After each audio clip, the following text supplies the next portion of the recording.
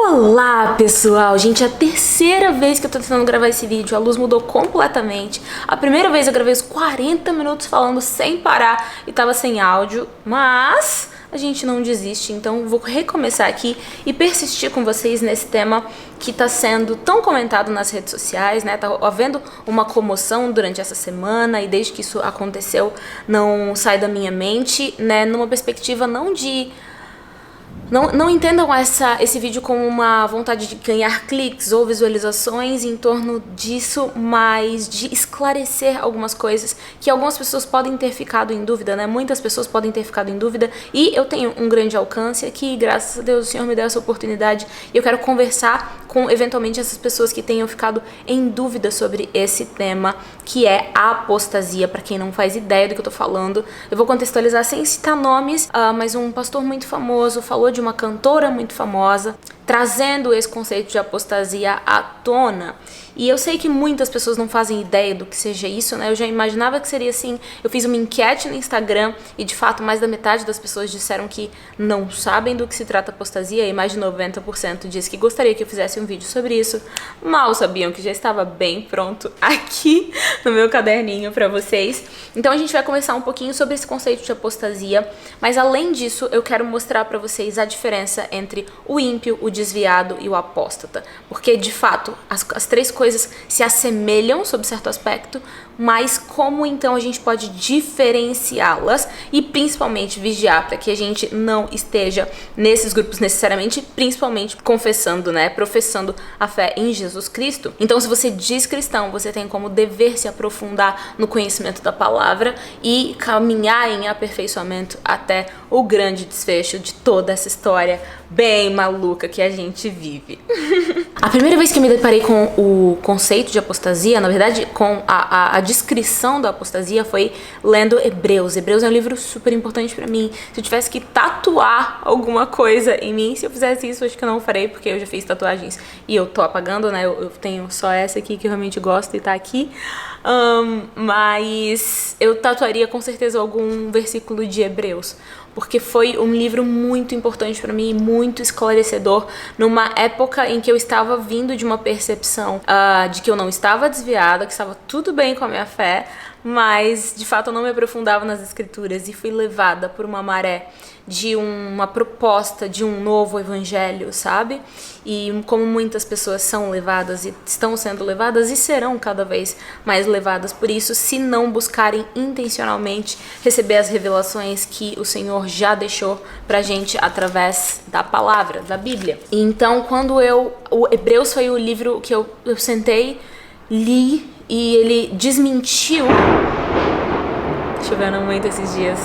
Aqui em cima, então eu sinto e ouço tudo, vocês viram, mas vamos lá. Hebreus foi o livro que desmentiu todos esses conceitos, esses novos conceitos sobre tá tudo bem pecar, é isso aí, a graça te alcança, e a graça te alcança, mas Hebreus também diz que se você continuar a pecar deliberadamente, já não há sacrifício que cubra esse pecado. E eu tenho também umas coisas escritas sobre esse versículo, né, de deliberadamente, mas isso é um tema para um outro momento. Agora a gente vai focar um pouquinho mais em apostasia, que está justamente em Hebreus 6:4. Mas antes de me aprofundar em Hebreus 6:4, eu quero ir para os outros dois conceitos, para os outros dois grupos, os ímpios e os desviados. Então, o ímpio, de acordo com a Bíblia, é aquele que não tem fé. Aquela pessoa que não crê e não vive de acordo com a moral cristã. E mais importante, não diz que crê, tá? Então o ímpio não crê, não diz que crê e não vive de acordo com a moral cristã. E o que a Bíblia diz sobre isso, né? O que a gente deve fazer em relação a esse grupo de pessoas? Como a gente deve agir em relação a esse grupo de pessoas? Salmo 1:1 diz: bem-aventurado o homem que não anda no conselho dos ímpios. Eu sei que pode parecer um pouco radical demais nessa perspectiva, porque você vai dizer, mas eu tenho amigas que são muito sábias, né? E eu tenho amigas que eu considero muito sábias, muito inteligentes, muito sagazes. Essas mesmas amigas que necessariamente têm coisas, né, uma sabedoria ou uma aparente sabedoria para me aconselhar e para me dizer e para me ajudar, Mas o que a Bíblia diz sobre isso é: não ande segundo o conselho das pessoas que não creem. E aí você diz, meu Deus, mas é tão pragmático assim? Será que é tudo tão por A mais B? E eu vou dar um exemplo prático pra vocês sobre isso, né? Nossa mentalidade coletiva hoje, fora da igreja, mas dentro da igreja também, por exemplo, sobre casamento, é um casamento bem individualista.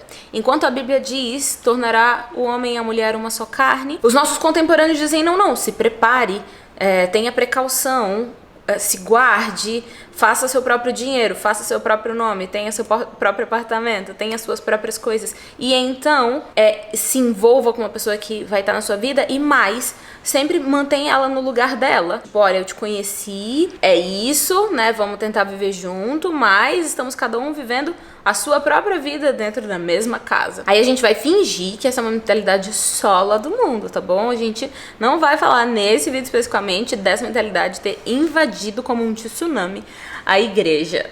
E é totalmente compreensível. Eu não estou falando isso em tom de julgamento de maneira nenhuma. Certamente, se eu não fosse a pessoa que é intencional em obedecer a palavra de Deus e tudo que permeia, né, e tudo que a palavra me ensina a crer e a fazer, eu seria uma das pessoas que pensaria assim. Ainda mais, né, tendo uma própria experiência de vida, para quem me conhece aqui um pouco sabe mais, de decepções, de uma sequência de decepções ao longo da minha vida, nessa área especificamente de relacionamento.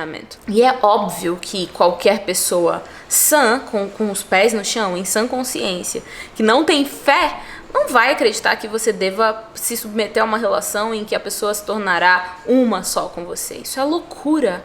E é loucura, né? A sabedoria de Deus é loucura para os homens. Então, a gente tem que escolher ou a sabedoria do mundo ou a sabedoria de Deus. Não dá para andar nos dois caminhos. Outro exemplo disso também é o conceito de submissão, por exemplo, que é espinhoso, problemático, um vespeiro, mas que é falado na Bíblia, explicado na Bíblia, mas isso é para cristão, tá? É submeter-se a um marido cristão que ama a esposa como Cristo ama a igreja.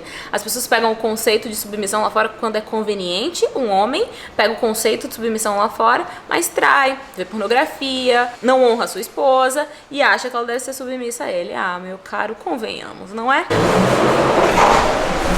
A janela abriu sozinha, peraí. O segundo ponto que eu separei pra mencionar pra vocês está em 1 Coríntios 5, 12 e 13. Na verdade, é um trecho do versículo 12 e um trecho do versículo 13 no capítulo 5 de 1 Coríntios. Então, vamos lá, deixa eu abrir aqui na biblinha. Pois com que direito haveria eu de julgar os de fora? Mas será que vocês não devem julgar os de dentro? Os de fora, esse Deus julgará. Eu vou ler só até aqui, porque as outras partes desse versículo entram em outros pontos que a gente pode deixar para um segundo momento para conversar, tá bom? Mas as ênfases são: pois com que direito haveria eu de julgar os de fora?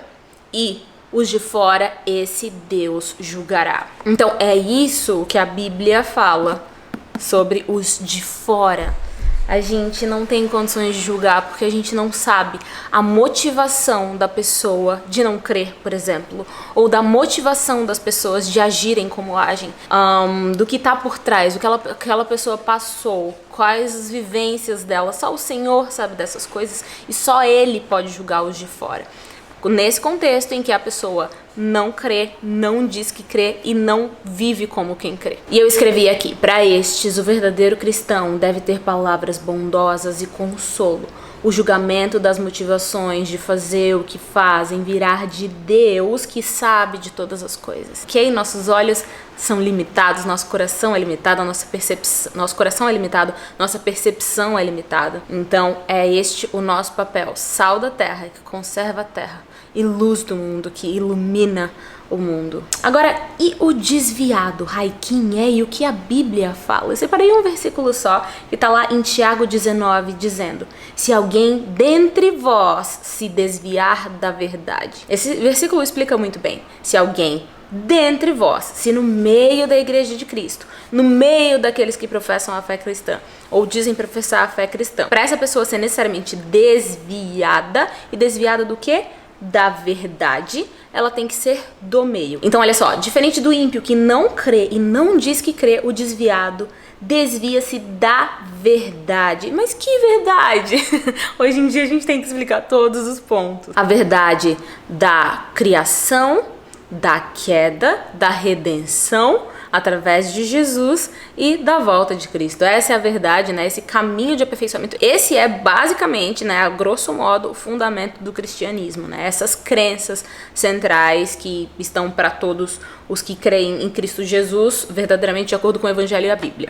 Um exemplo clássico e muito conhecido de desviado é o filho pródigo, que esteve com o pai, participou da vida do pai, teve comunhão com o pai, conhecia o pai ao longo da vida e ainda assim pediu sua parte da herança, foi viver dissolutamente e se arrepende e tem reconciliação e tem festa para ele quando há reconciliação. E em terceiro e último lugar, que é o tema central desse vídeo, né, a grande razão desse vídeo, o apóstata, que está lá em Hebreus 6:4. Eu vou ler para vocês, vocês vão ficar bem surpresos com o que está escrito aqui, se é que vocês nunca leram, né? Porque eu fiquei muito quando esse versículo veio até mim. Hebreus 6:4. É impossível, pois, aqueles que uma vez foram iluminados, provaram o dom celestial e tornaram participantes do Espírito Santo, provaram a boa palavra de Deus, os poderes do mundo vindouro e caíram, diziam sobre isso, e eu percebi e me dei conta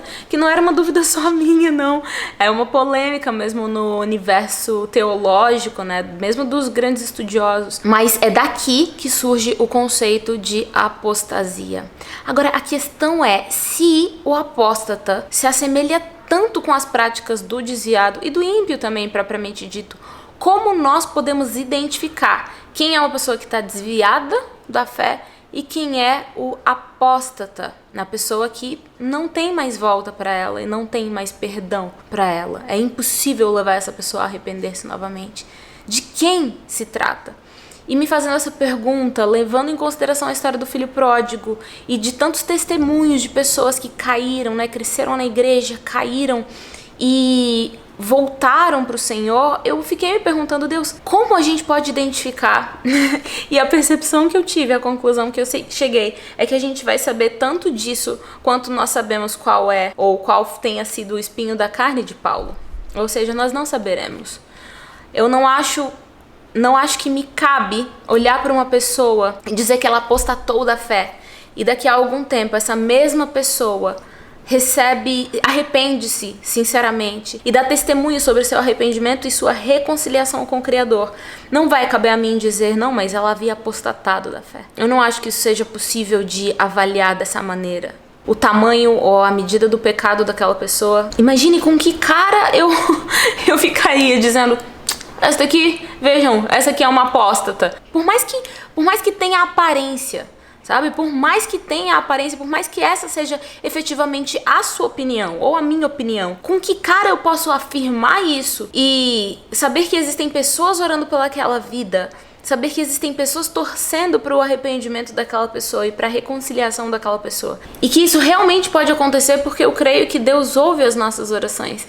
Imagine com que cara eu ficaria depois de ter apontado para aquela mesma pessoa como apóstata e vê-la reconciliada e dando testemunho de reconciliação com Cristo. Então, na minha perspectiva, nós não somos capazes de dizer, só o Senhor pode saber quem é de fato uma pessoa que não tem mais possibilidade de reconciliação, um apóstata, e quem é simplesmente um desviado, um filho pródigo rebelde que vai voltar para a casa do pai depois de ter comido comida de porco. E este é o vídeo de hoje. Eu espero que tenha contribuído para a perspectiva de vocês sobre esse tema, que vocês compartilhem com outras pessoas com quem você tenha discutido sobre esse assunto. E não tô aqui com o objetivo ou o propósito de validar, não estou falando sobre validação, mas estou falando de piedade, pessoal. Eu prefiro pecar por excesso de piedade do que por falta. Eu até anotei aqui, Mateus 7:2 diz, com a medida que vocês tiverem medido, vocês também serão medidos. Então eu prefiro pecar por excesso de piedade do que por falta. E piedade no sentido de continuar acreditando na possibilidade da redenção de qualquer pessoa que seja, por mais longe que ela tenha ido. Porque só eu sei de onde o Senhor me tirou. Só eu sei os caminhos que eu percorri e a mão do Senhor estava lá me protegendo na minha completa ruína. E é isso que eu tenho a dizer.